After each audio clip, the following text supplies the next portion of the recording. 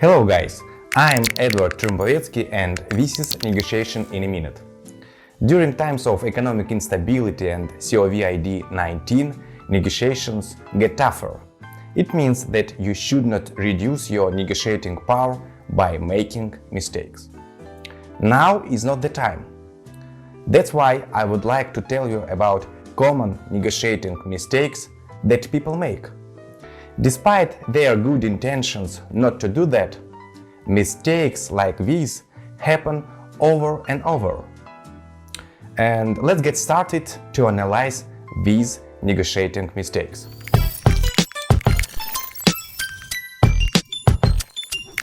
Mistake number 1. Don't underestimate your power. Most people tend to have more power than you think. Make a systemic analysis of your power, understand your strengths. Your negotiating power is not only about competition or financial issues. Your commitment, knowledge, risk-taking, hard work, and your negotiating skill are also real sources of your power. Don't assume the other side knows your weaknesses. On the contrary, assume they do not, and test that assumption. You probably have more power than you think.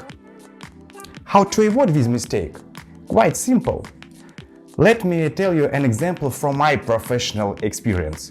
When I was a procurement manager, I did one important thing. At the start of the negotiation, I always clarified my objectives to the other side, to the partner, using specific expressions and phrases, such as I want to talk to you about our development plan, or I know you are worried about sales numbers. I've got a solution that might help you. Or I can say, I've called this meeting to discuss with you or to take the decision about the project number 1 or number 2 or number 3, whatever. These clear statements definitely will increase your negotiating power as much as possible. Mistake number 2. It is a very famous, interesting mistake. Let's analyze. Don't be intimidated by status.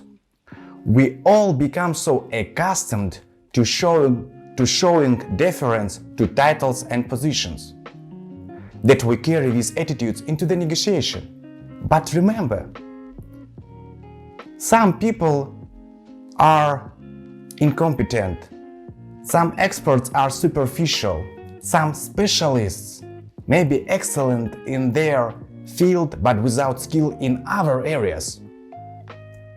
Some educated people, despite high positions of power and authority, sometimes lack the courage to defend their opinions, or sometimes they don't have even a strong opinion on the issue being negotiated.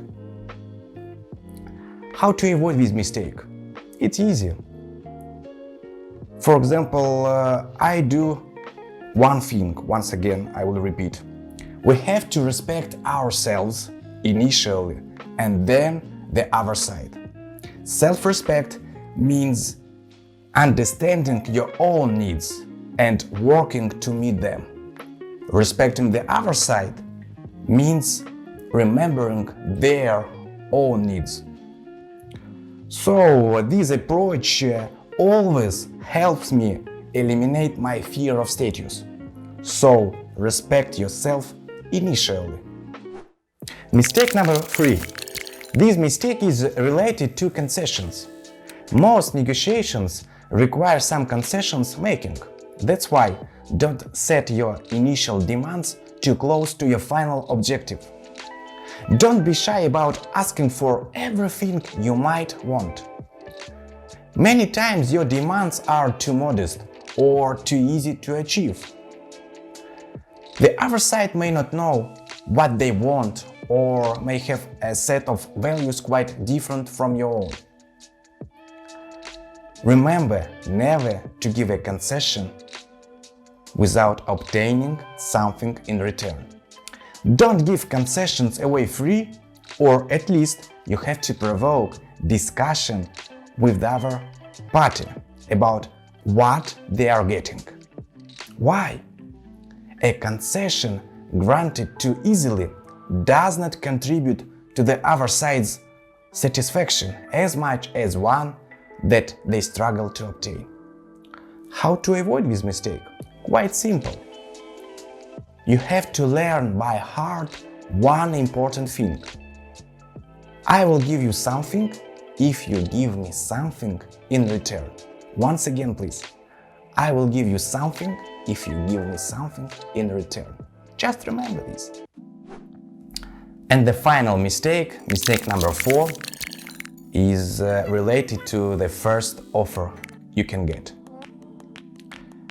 Don't or never accept the first offer, even if you like it. Many people do. But there are 2 reasons not to do that. First, the other side or your partner is probably willing to make some concessions. It does happen sometimes. Am I right? I guess I am.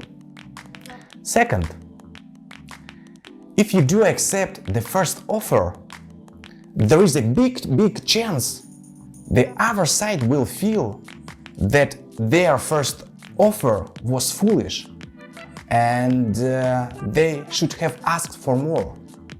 Immediately, their satisfaction with the agreement will be reduced. And they may find ways to spoil the agreement later. How to avoid this mistake? Quite simple. Let me tell you an example from my professional life. I remember one case, very interesting case.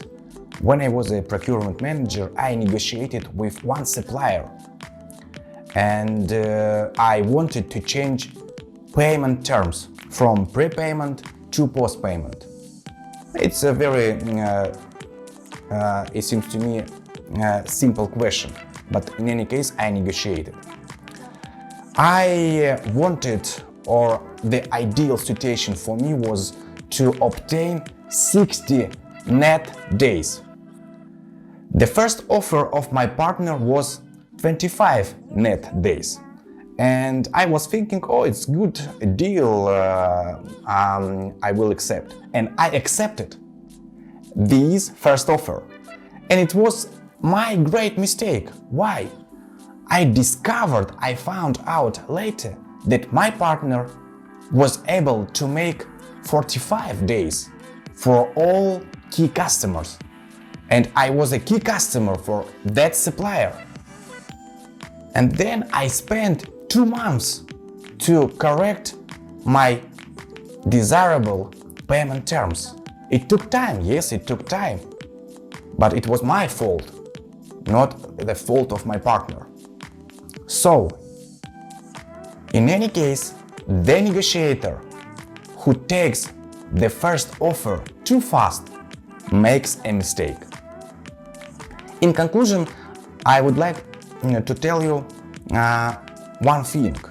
If you want to become a good deal maker or negotiator, don't fall into these negotiating traps. I'm Eduard Trymbovetskiy. This is Negotiation in a Minute. See you!